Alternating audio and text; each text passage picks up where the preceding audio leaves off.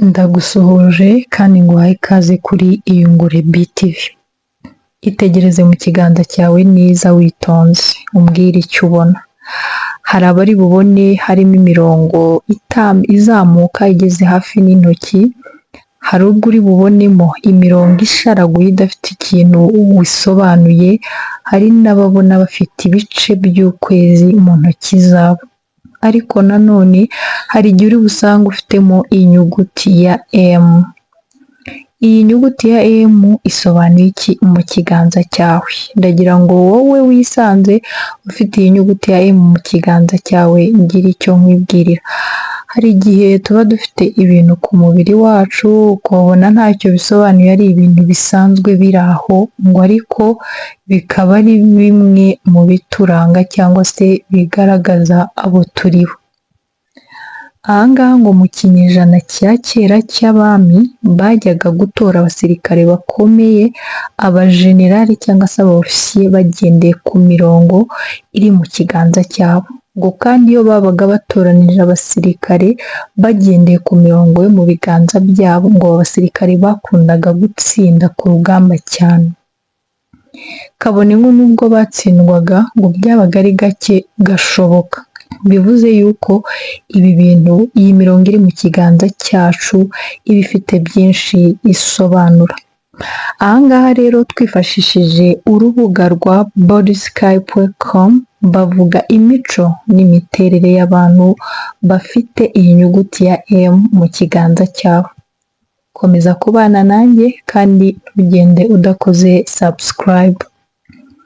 Niba uri umuntu ufite iyi nyuguti ya M mu kiganza cyawe, ngo bisobanuye ko uri umunyamugisha. Ngo kandi ibi nanone bisobanuye ko umwuga cyangwa se ikintu cyose uzakora kizakugeza ku ntsinzi. Uri wa muntu wishakamo ibisubizo kandi ukora cyane.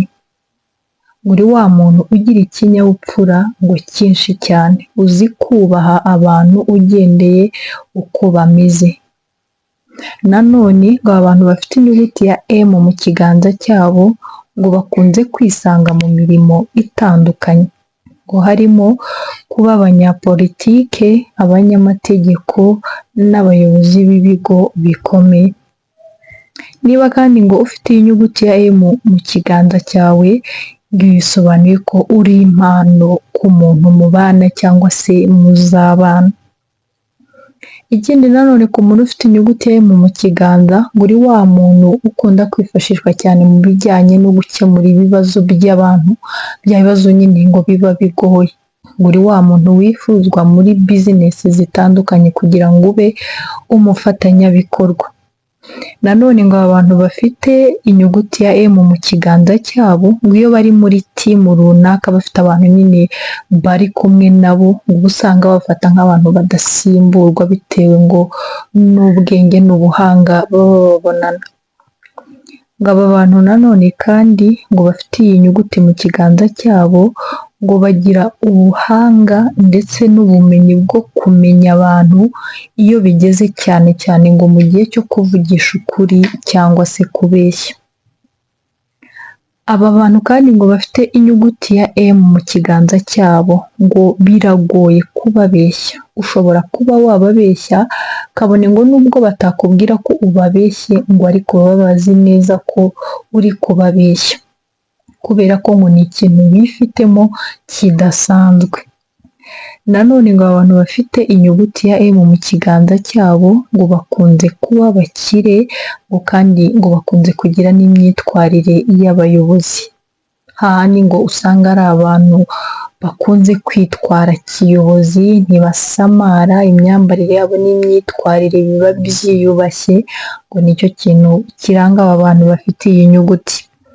Aba bantu kandi ngo bafite inyuguti ya M mu kiganza, ngo bagira ubuhanga cyane mu kuvumbura utuntu dushya, ibintu bitandukanye ariko ngo bishyashya. Nanone ngo aba bantu bafite inyuguti ya M mu kiganza cyabo, ngo bakunze gukira vuba iyo bagize icyo bakora, ngo kubera ko bafite ubwenge ngo kandi bakamenya no gucunga amafaranga yabo. iyo bagize icyo bakora bagikora bagishizeho umwete kandi bakamenya uko bakibyaza umusaruro, nanone wa musaruro uvuye muri cya kintu bakoze ngo bakamenya kuwucunga, bivuze ngo bafite n'ubuhanga mu gucunga amafaranga yabo, ari byo bituma bibageza ku bukire byihuse. Nanone ngo aba bantu bafite inyuguti ya M mu kiganza cyabo ngo ni abantu bazi neza ni ryari cyangwa se n'iki bashaka, ni ukuvuga ngo bamenya icyo bashaka kandi mu gihe cyacyo. Aba bantu nanone ngo iyo bagize ikintu bashaka kugeraho ngo barakora kugera bakigezeho, kuko ngo ntibacika intege kubera ko bafitemo ya mpano yo kuvumbura udushya, ngo bagenda bashakisha inzira zose banyuramo kugira ngo bagere kuri cya kintu bifuza. Aba bantu nanone ngo ni ba bantu badakunze gucika intege kubera ko baba bashaka kugera kuri cya kindi bifuza, ngo no gucika intege kwabo ntabwo biba biri hafi. Ikindi nanone ngo aba bantu bafite inyuguti ya M mu kiganza cyabo ngo ku kijyanye na mariage ngo bakunze gukora ubukwe, bivuze ko bakunze ngo gushyingirwa mu buryo bwiza, kwa kundi mugenda mukambara agatimba n'ibiki, ngo abantu bafite inyuguti ya M mu kiganza cyabo imeze neza kuko igaragara, atari bya bindi byo gushakisha, ngo bafite amahirwe menshi yo kuzakora ubukwe. Ushobora kuba uzi umuntu uyifite rero, nawe wamenya ko iyi mico n'iyi miterere ariyo iranga uyu muntu.